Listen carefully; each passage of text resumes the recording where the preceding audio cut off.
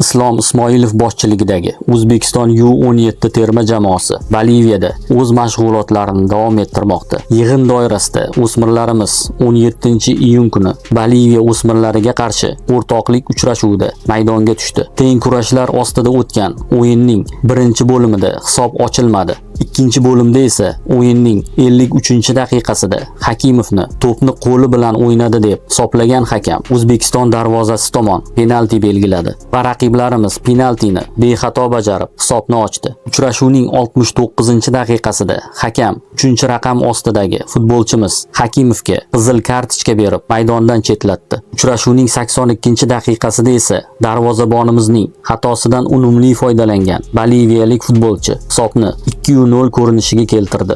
Ushbu hisob o'yin oxirigacha o'zgarmadi. Endi esa o'smirlarimiz 19-iyun kuni yana bir bor Boliviya o'smirlariga qarshi o'rtoqlik uchrashuvida maydonga tushadi.